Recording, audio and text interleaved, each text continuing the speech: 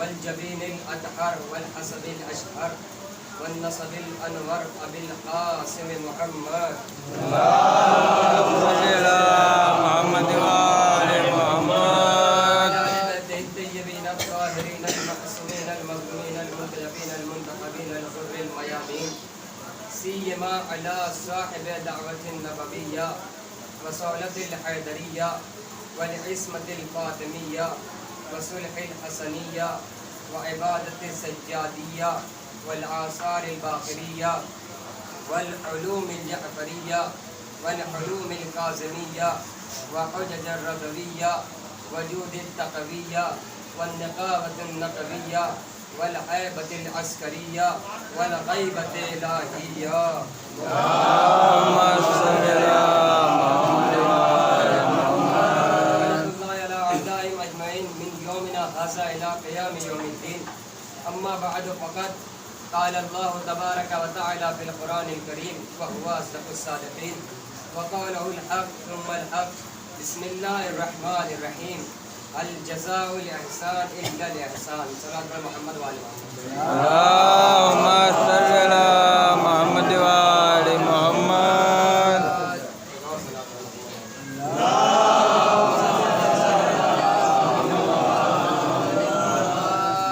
محترم ماتمداران سید الشہداء بزرگان ملت برادران عزیز، ہم جتنا بھی اپنے مالک کا شکر ادا کریں کم ہے کہ اس نے ہمیں یہ توفیق مرحمت فرمائی کہ ہم سب حسین مظلوم کی سید الساجدین کی فرش اعلیٰ بچھا سکیں، اور جس طریقے سے ممکن ہے ذکر کر کے، ذکر کو سن کے، ذکر کو برپا کر کے ہم اپنے آپ کو اس غم میں شریک کریں.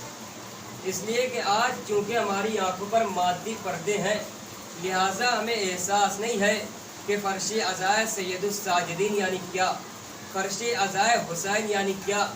کل کو جب ہماری آنکھوں سے یہ پردے ہٹا دیے جائیں گے قیامت میں، تو ہمیں پتہ چلے گا کہ وہ جو زمین پر مجلسیں کر رہے تھے اس کی اہمیت کتنی تھی. وہ جو زمین پر مجلسیں کر رہے تھے، صلاۃ پڑھیں محمد وآل محمد.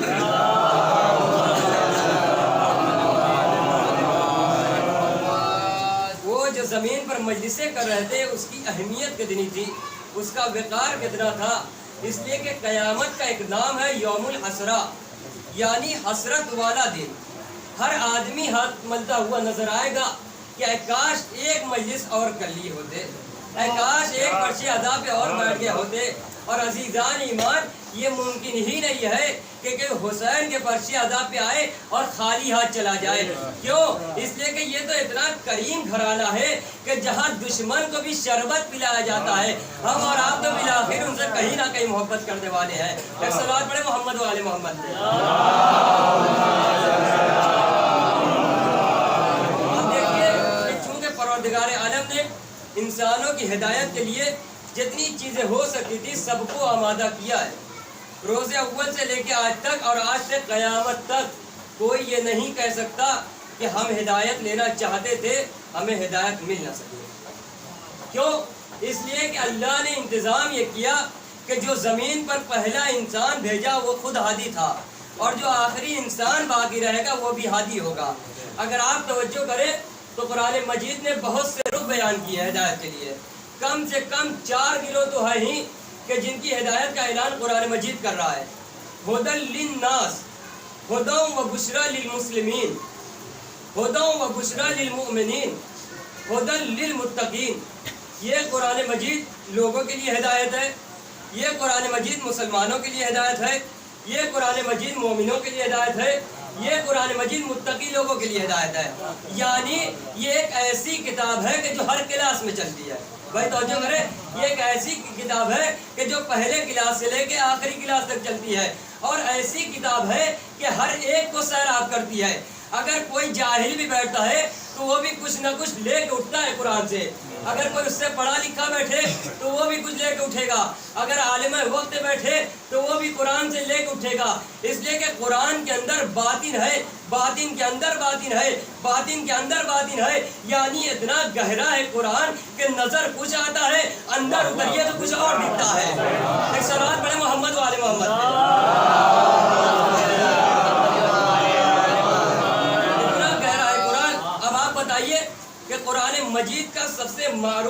کون سا ہے؟ سب سے معروف اقرا بسم اللہ الرحمن الرحیم، اس سے مشہور جملہ تو کوئی نہیں ہوگا شاید۔ کتنے لفظ ہیں اس میں؟ 4۔ اس میں اللہ رحمان رحیم، ترجمہ کیا ہے؟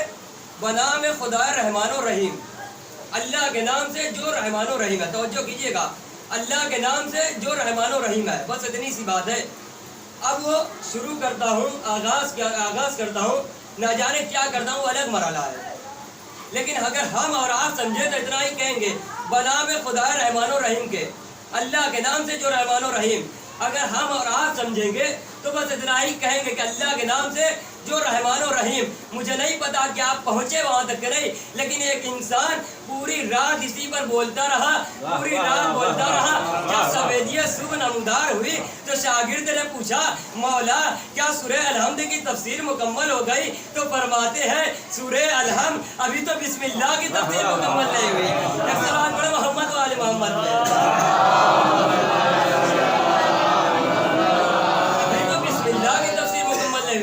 تو بالآخر کیا کہہ رہے ہوتے وہ ان 4 حرفوں کے درمیان؟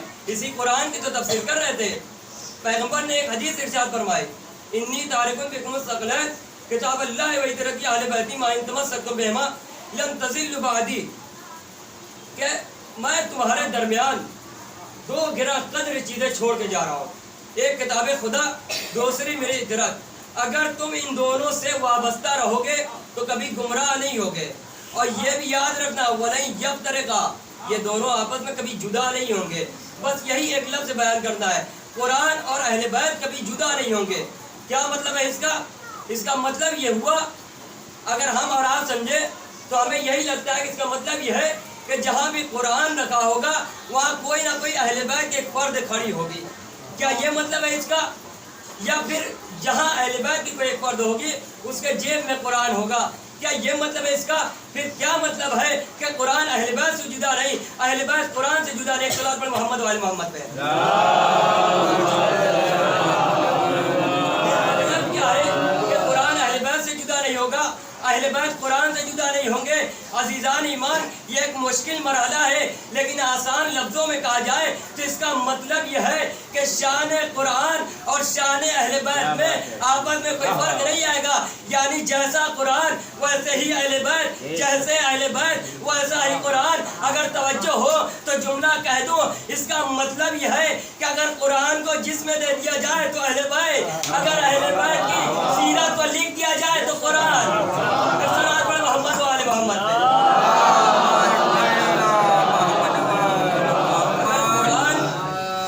جس میں دے دیا جائے تو اہل بیت کی سیرت کو لکھ دیا جائے تو قرآن۔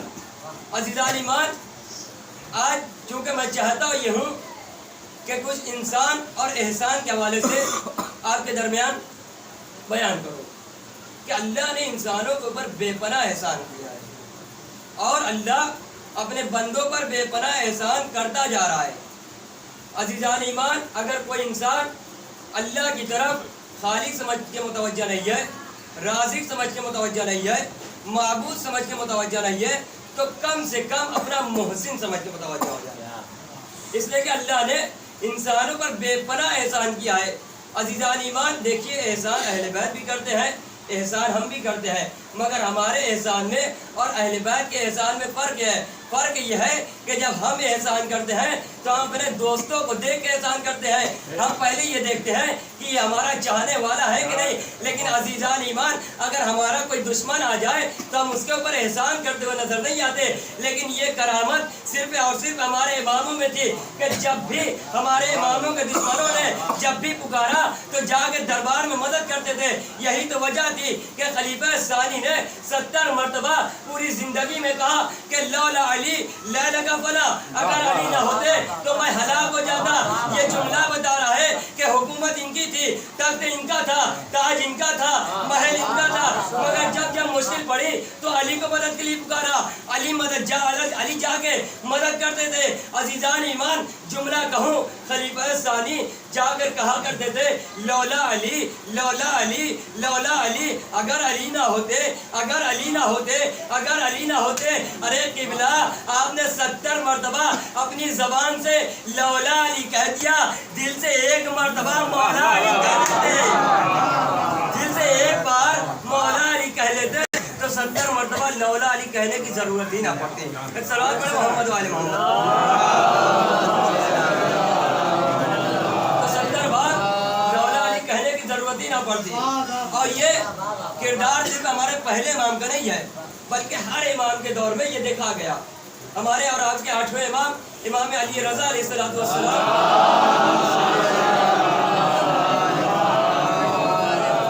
उनके दौर में हारून रशीद या मामून रशीद का वाक़या है कि उनके दौर में एक शख्स आया दरबार में। बहुत तवज्जो कीजिएगा इस वाक़े पे। आके कहता है कि मेरे पास एक ऐसी कीमती चीज़ है कि जिसकी कीमत तुम्हारी हुकूमत भी नहीं लगा सकती।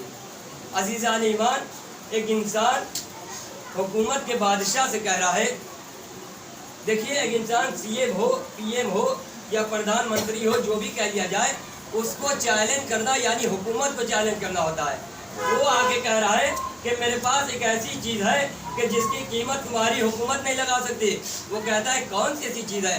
कहा मेरे पास रसूल के 7 बाल हैं, मेरे पास रसूल के 7 बाल है जिसकी कीमत तुम्हारी हुकूमत नहीं लगा सकती। अब अज़ीज़ान ईमान, ये हारून परेशान कि इसके पास 7 बाल, और अगर इसे नहीं खरीदा तो फिर लोग ये कहेंगे कि भाई हुकूमत के पास इतना पैसा ही नहीं है कि इस रसूल के 7 बाल को खरीदे। और फिर वो परेशान होता है कि अगर इसे खरीद लिया और कल को ये नकली निकला तो मैं क्या करूँगा? भाई पता कैसे चले कि ये नकली है कि असली है, ये नकली है कि असली है, ये ओरिजिनल है कि नकली है? अब ये इसी में परेशान था। और अजीज़ान ईमान, जब परेशान हुआ तो उसने वक्त के मुश्किल कुशा को पुकारा। एक बात तो यहाँ समझ में आती है कि अगर नकली और असली की पहचान करानी हो तो वक्त का अली ही करता है। सलावत पढ़े मोहम्मद वाले मोहम्मद पे। मौला रज़ा को बुलाया गया, मौला रज़ा दरबार में आए। आने के बाद पूछा क्या मामला है? कहा मौला रज़ा ये आके कहता है कि मेरे पास रसूल के 7 बाल हैं, 7 बाल हैं, और कह रहा है कि मैं इसे खरीद नहीं सकता। कहा अच्छा, कहा कितनी कीमत लगाई है? कहा एक बाल की 10 लाख दीनार लगाई है कीमत, 10 लाख दीनार। अब मौला रज़ा के सामने बाल रखा गया। मौला रज़ा ने बाल को हाथों में उठाया। उठाने के बाद कहा कि रसूल के बाल हैं, मैं खुद रसूल की आल हूँ, मैं खुद रसूल की आल हूँ। अजीज़ान ईमान, अब वो कहता है कि आपके पास कोई प्रूफ है, कोई दलील है, आप साबित कर सकते हैं कि ये नकली जान 3 नकली है? कहा दलील है। कहा कैसे? कहा आग को रोशन किया जाए, सारे बाल को उसमें डाल दो, अब जो बाल जल जाएगा वो नकली होगा, जो बच जाएगा वो असली होगा। अजीज़ान ईमान, आग को रोशन किया गया, 7 बाल उठा के उस आग में डाला गया। अजीज़ान ईमान, 3 बाल जल गए, 4 बाल बच गए। अजीज़ान ईमान, इसका मतलब यह है कि तीनों जल गए। तीनों जल गए, 4 बाल बच गए। अब जैसे ही 4 बाल बचे, मौला रज़ा ने उठाया। उठाने के बाद कहा देखो ये मेरे जद पैगंबर के बाल हैं। ये मेरे जद पैगंबर के बाल है। उससे पूछा गया भाई तुम झूठ क्यों बोल रहे थे जब ये 3 नकली था? तो वो कहता है कि हाँ बात सही है, 4 बाल रसूल के थे और 3 बाल मेरी दाढ़ी के थे, 3 बाल मेरी दाढ़ी के थे। अजीज़ान ईमान, जैसे ही मौला रज़ा ने दरबार में ये फैसला किया, सारा दरबार, पूरा दरबार उठ चुका था। और उठने के बाद हर एक इमाम को कह रहा था कि सुबहान अल्लाह, अली ऐसे होते हैं, वक्त के अली ऐसे होते हैं। अजीज़ान ईमान, और इसी को 4 मिसरों में एक सलात पर मोहम्मद वाले मोहम्मद पे, इसी को 4 मिसरों में रज़ा सिरसिरी साहब ने बहुत अच्छा कहा। 4 मिसरे सुने कि हाय बेचारे मुसलमान किस कदर नादान है, हाय बेचारे मुसलमान किस कदर नादान है। आल के दुश्मन नबी के बाल पे कुर्बान है, आल के दुश्मन नबी के बाल पे कुर्बान है। कितने भोले, कितने सीधे हाफिज़े कुरान हैं। तारीफ सुने, कितने सीधे, कितने भोले हाफिज़े कुरान है। सारे नुक्ते रट लिए, एक नुक्ते से अनजान है। मोहम्मद वाले मोहम्मद,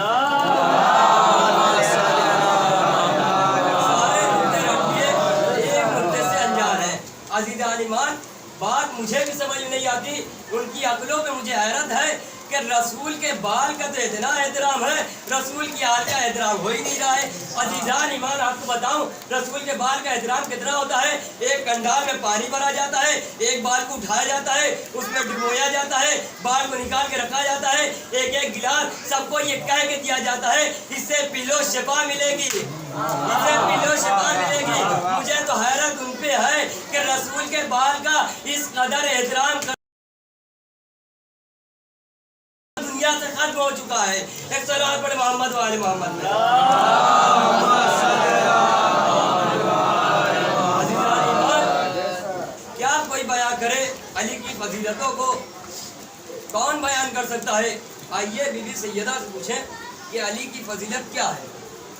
بی بی سیدہ کہتی ہے کہ ان السعید حق السعید کل سعید من احب علی فی حیاتہ و بعد وفاتہ۔ حقیقی سعید، حقیقی کامیاب، مکمل طور پہ کامیاب وہی ہے جو علی سے محبت کرے علی کی زندگی میں، علی کے چلے جانے کے بعد۔ وَإِنَّ الشَّقِي حَقَّ الشَّقِي كُلَّ الشَّقِي مَنْ أَبْغَضَ عَلِيًّا فِي حَيَاتِهِ وَبَعْدَ وَفَاتِهِ۔ بدبخت ترین، لعنتی ترین، شقی ترین شخص وہ ہے جو علی سے بغض رکھے علی کی زندگی میں، علی کے چلے جانے کے بعد۔ یہ بی بی سیدہ کی حدیث ہے۔ عزیزان ایمان، آپ خود جانتے ہیں ہر کلام اپنے متکلم سے پہچانا جاتا ہے۔ بھائی توجہ کیجیے گا، ہر کلام اپنے متکلم سے پہچانا جاتا ہے، یعنی جیسا بولنے والا ویسا اس کا کلام۔ اگر بولنے والا جاہل ہو تو کلام میں جہالت ملتی ہے، اگر بولنے والا عالم ہو تو کلام میں علم کی بو آتی ہے، اگر بولنے والا شاعر ہو تو کلام میں شاعری کا فن ملتا ہے، اگر بولنے والا ادیب ہو تو کلام میں ادب ملتا ہے، بولنے والا خطیب ہو تو کلام میں خطابت کا رنگ ملتا ہے، اگر بولنے والا مفکر ہو تو کلام میں فکر ملتی ہے، اگر بولنے والا محدث ہو تو کلام میں حدیث ملتی ہے، اگر بولنے والی صدیقہ ہو تو کلام میں صداقت ملتی ہے، اگر بولنے والا امام ہو تو کلام میں ہدایت ملتی ہے، اگر بولنے والا منافق ہو تو کلام میں ہلاکت ملتی ہے۔ صلوات پڑھے محمد وآل محمد۔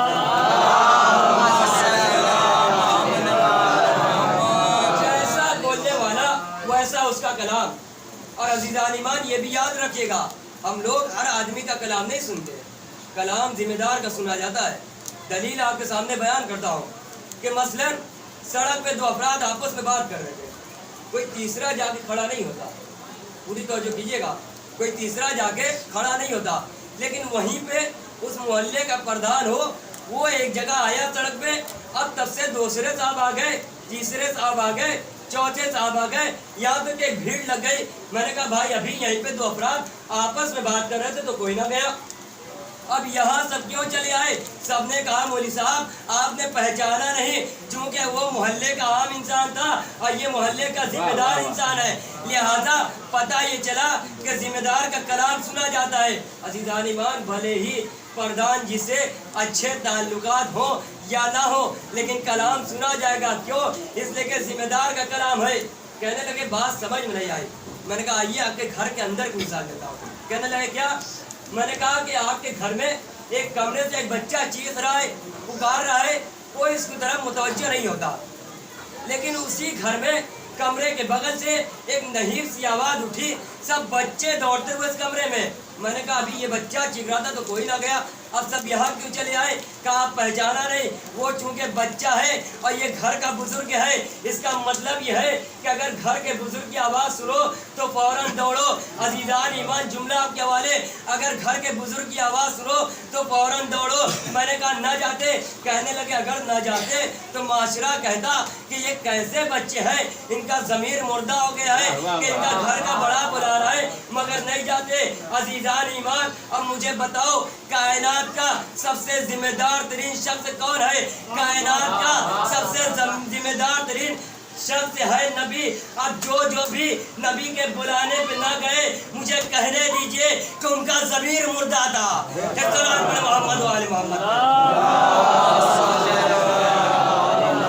اگر ضمیر زندہ ہوتا تو نبی کی آواز پہ لبیک کہتے۔ اچھا، پھر ذمہ دار کی آواز سنی جاتی ہے تو پھر یہ کون ہے جو کہہ رہی ہے جو علی سے محبت کرے وہ کامیاب، جو علی سے بغض رکھے وہ ناکام؟ یہ ہے کون؟ مسلمانوں، نہ مانو कि ये सिद्दीक़ा कुबरा है। मुसलमानों, ना मानो कि ये आइम्मा की माँ है, इतना तो मान लो कि नबी ने इसे एक लक़ब खातून क़यामत का दिया है। और क़यामत में तो आपका भी एतबार है भाई। अकीदों की कायनात में आप तौहीद को मानते हैं, अदालत गायब है, नबूवत को मानते हैं, इमामत गायब है। अब जिनके यहाँ इमामत ना आए उनके यहाँ क़यामत ही क़यामत आती है। एक सलाम पढ़े मोहम्मद वाले मोहम्मद।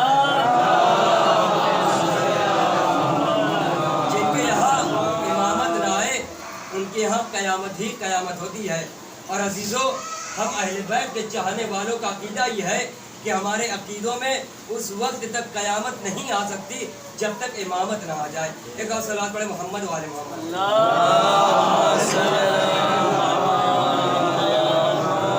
ईमान बस मुख्तसरन बयान करना था। आज चूँकि तारीख भी एक ऐसी तारीख है